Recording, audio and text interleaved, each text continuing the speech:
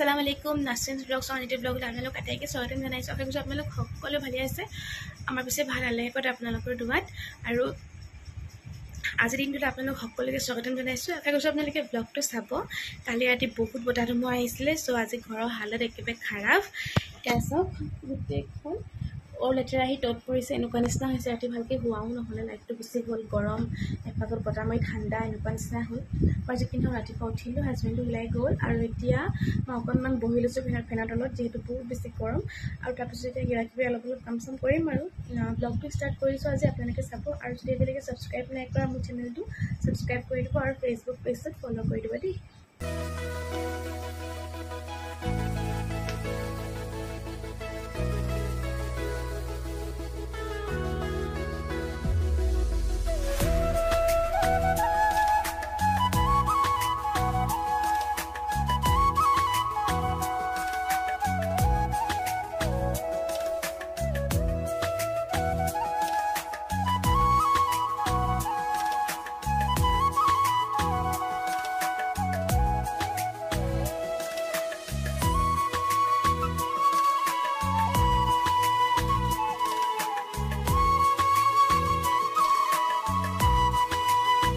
মোৰ breakfast ready হৈ গ'ল আৰু মই ব্ৰেকফাষ্টত আজি খাইছোঁ অ'টছ খাই একদমেই ভাল নাপাওঁ, কিন্তু তথাপিতো ভাবিছোঁ যে অ'টছটো খাওঁ, কিয়নো অ'টছটো খালে বহুত বেছি হেভি নালাগে আৰু অলপ ফেটছো কম আছে ন।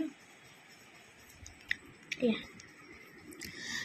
এক্সট্ৰা চুগাৰ এড নাই কৰা, কল লৈছোঁ আৰু আম লৈছোঁ, কিন্তু আমটো টেঙা নাখাম চাগে।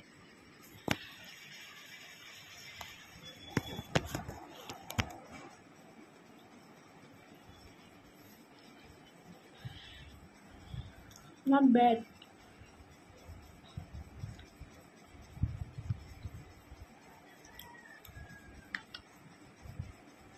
কল দিয়ে খাই ভাল লাগিছে।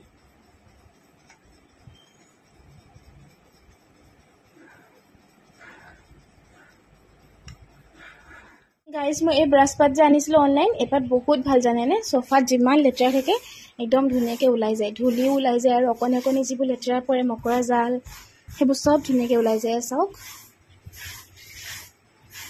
জোকাৰিবলৈ দৰকাৰ নহয় আৰু এই পাত দি এনেকৈ ব্ৰাছ কৰি দিলে চব লেতেৰা ওলাই যায়।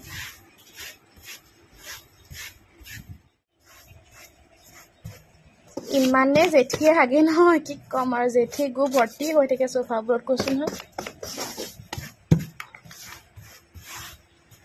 আৰু জেঠীয়ে ইমানেই পোৱালি দিছে এইকেইদিন, এই মকৰা জাল ধুনীয়াকৈ চাফা হৈ যায়। চাওক হাই এভৰিৱান, তো মই এতিয়া গা পা ধুই মেলি আজৰি হৈ আহিলোঁ আৰু চাওক মোৰ মানি প্লেণ্টটো ইমান ধুনীয়াকৈ হৈছে। মোৰ মানি প্লেণ্ট আছিলে, কিন্তু মই কলকাতা যাওঁতে একেবাৰে সঁচে মৰি গৈছিলে। এতিয়া আকৌ নানীহঁতৰ ঘৰৰ পৰা আনিছোঁ, আনি এনেকৈ দিছোঁ আমুল কুলৰ বটলটোত আৰু এতিয়া ধুনীয়াকৈ হৈছে যেনিবা দেই, আল্লাহে কৰাত। মোৰ বহুত ফুল বেয়া হৈ গ'ল কলকাতা যোৱাত, এতিয়া নতুনকৈ অলপ অলপ কিবাকিবি লগাইছোঁ আৰু। এতিয়া জোহৰৰ নামাজ পঢ়োঁ মই, তাৰপিছত ভাত বনামগৈ, তেতিয়া আপোনালোকক লগ পাম দেই।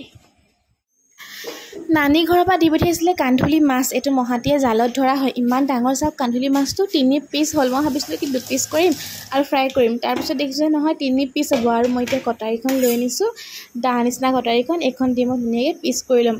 মানে ঘাপ দিবলৈ দৰকাৰ নপৰে, এনেকৈ হাতেৰে জোৰ দিলেই ধুনীয়াকৈ পিচ হৈ যায়।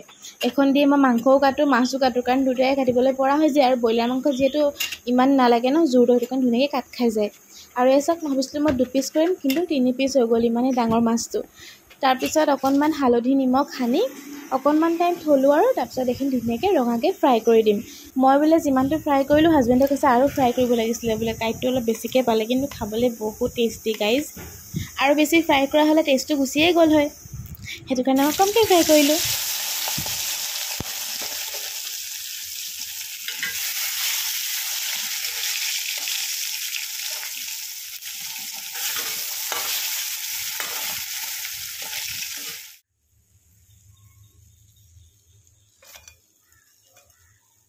কি কৈছা? কি কৈছা? সালাড হ'ব নে চব্জি হ'ব? চব্জি, বিট আৰু আলু ভাজি। বাদাম নে বুট?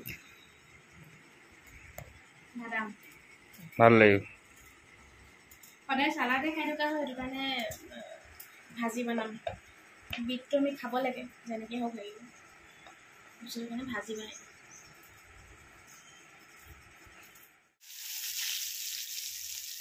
তো এতিয়া মোৰ ফেভৰেট ভাজিখন বনাওঁ ব'লক প্ৰথমে দিছোঁ মই বাদামখিনি ফ্ৰাই হ'লেহে খাবলৈ ভাল হয় নহ'লে সেমেকা লাগে যে সেইকাৰণে প্ৰথমে মই বাদামখিনি ফ্ৰাই কৰি লৈছোঁ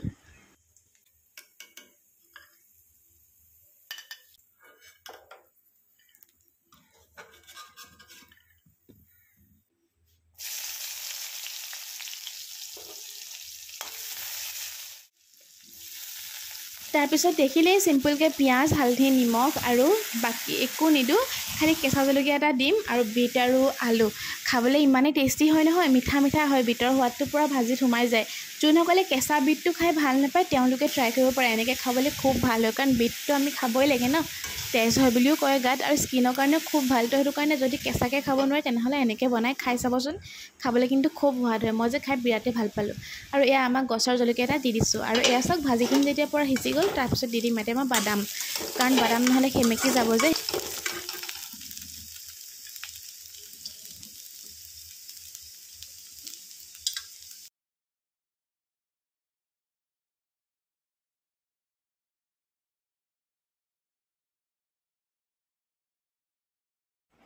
আৰু ফ্ৰাই ইমান ফ্ৰাই কৰিলোঁ তথাপিও আৰু ফ্ৰাই হৈ আছে কান্দুলি মাছ সেইটো মানে কাইটো বেছি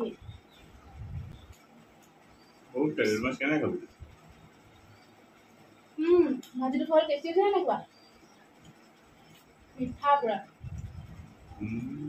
আৰু জলকীয়া দিছে নহয় জ্বলা হৈছিল মানে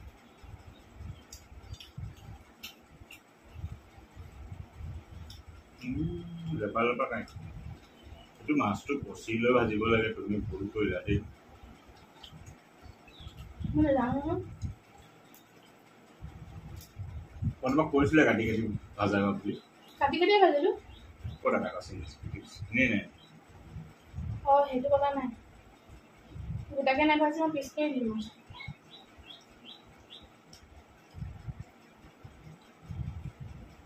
খাবলৈ বৰ টেষ্টি বহুত কাইটিয়া মাছ এটা খালোঁ দেই এতিয়া খাবলৈ কিন্তু টেষ্টি আছিলে হয় এনেকুৱা হা আছিলে নাই টেষ্টি আৰু এইফালে আমাৰ বাবু বোলে আজি দিল্লী যাবগৈ তাক চাই লওক আপোনালোকে নেদেখে বহুত দিন ব্লগত বাবু কেতিয়া আহিবা গ'লে আকৌ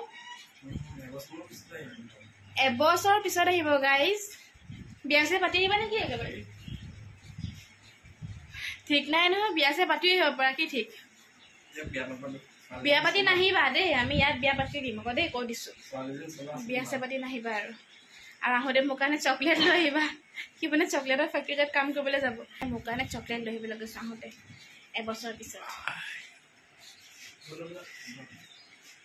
ক'ত যোৱা ভাতকেইটা খাই দিয়াৰ পিছত গাইজ ইমান গৰম গাত ক'ৰ পৰা আহি যায় নিজে ক'ব নোৱাৰোঁ বুজিছেনে ইমানেই বেছি গৰম লাগে যে কেলে ভাত খালোঁ এনেকুৱা লাগে মোৰ কাৰণে মাহীয়ে চফ দি পঠিয়াইছিলে মই চফ বিচাৰি আছোঁ এতিয়া এইয়া মাহীয়ে চফ দি পঠিয়াইছে কাৰণ মাহীহঁতৰ চফ বজা খাই মই ভাল পাওঁ আৰু এতিয়া মই অকণমান ৰেষ্ট লৈ লওঁ তাৰপিছত আকৌ আপোনালোকক লগ পাম দেই হেল্ল' এভৰিৱান এতিয়া মই শুই উঠিলোঁ আৰু এতিয়া মানে আজান দিয়াৰ কাৰণে মই উঠি দিলোঁ আৰু এতিয়া অন্য কাম একো নাই মই একেবাৰে উঠি অজু কৰি আহিলোঁ এতিয়া মই অকল নামাজ পঢ়িম কোৰাণ শ্বৰীফ পঢ়িম আৰু মই যোনটো পাৰা পঢ়ি আছোঁ কোৰাণ শ্বৰীফৰ সেইটো পাৰা লৈ আনিছোঁ লগতে এইখন নিয়ামুল কোৰাণখন যে ইয়াৰ পৰা মই ইয়াছিন চূৰা পঢ়োঁ তো সেইখন কিতাপো লগতে আনি থৈ লৈছোঁ তাৰপিছত মই এজেগাতে বহি এতিয়া পঢ়ি থাকিম সেইকাৰণে চব গোটাই লৈছোঁ হাই গাইজ চ' মোৰ এতিয়া একেবাৰে চব কৰি হৈ গ'ল নামাজো পঢ়িলোঁ তছবি ল'লোঁ কোৰাণ শ্বৰীফ পঢ়িলোঁ আৰু 6টা বাজিছে মই আছৰ আজান দিওঁতে লাষ্ট ভিডিঅ' কৰিছিলোঁ চাগে তাৰপিছত এতিয়াহে মই মোবাইল চোৱাৰ ভিডিঅ' কৰিছোঁ এতিয়া আমি অকণমান খাম চাহ পানী এইফালে চাহ খাবলৈ কাৰণে ৰখি আছে অপেক্ষা কৰি আছে কেতিয়া চাহ বাকি দিব হা মন যোৱা নাই পিঠা বনাবলৈ পিঠা খাবলৈ কেলৈ মন গৈছে তোমাৰ ভাত খোৱা দেৰি নহয় আজি মেগী খোৱা মেগী আছে যাওঁ চাহ অকণমান বনাওঁগৈ গাইজ সঁচা খাবা নেকি পিঠা কিহেদি খাবা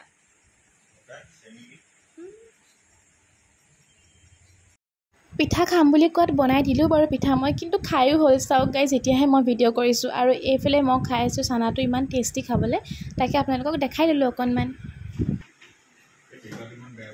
এই তাত আপেল আছিলে সেইকাৰণে কি খাইছা চুইংগাম এতিয়া তুমি ওলাই যোৱা এতিয়া মই অকলে অকলে থাকিম আৰু এয়া চাওক 6:15 হৈছে চাহপানী তাপানী খাই বৈ আজৰি হ'লোঁ আৰু এতিয়া মই অকলে থাকিম আৰু এতিয়া মই মোবাইল চোৱা টাইম এতিয়া ওলাই যায় বাই বাই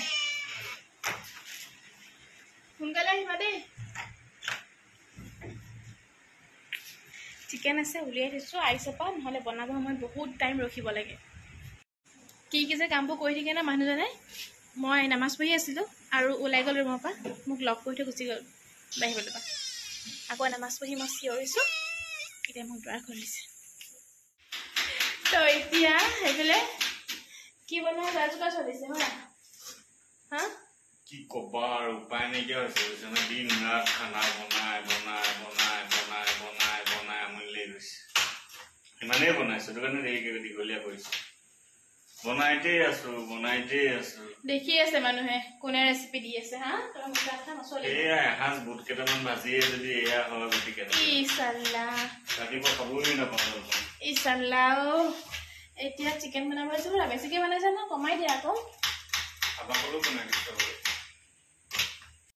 তো গাইজ আজি ব্লগটো মই শেষ কৰি দিওঁ ইমানতে যদি আপোনালোকে চাই ভাল পালে তেনেহ'লে প্লিজ লাইক কৰিব কমেণ্ট কৰিব আৰু ফেচবুকত ফ'ল' কৰি দিব আৰু যদি ইউটিউবত চাই তেনেহ'লে প্লিজ ছাবস্ক্ৰাইব কৰিব নাপাহৰিব কমেণ্ট কৰি জনাবলৈ একেবাৰে নাপাহৰিব চাই কেনেকুৱা বোলে লগতে ফ্ৰেণ্ডছ এণ্ড ফেমিলিৰ লগত শ্বেয়াৰ কৰিব আজিলৈ আহিছোঁ বাই আকৌ লগ পাম নতুন এটা ব্লগৰ লগত দেই বাই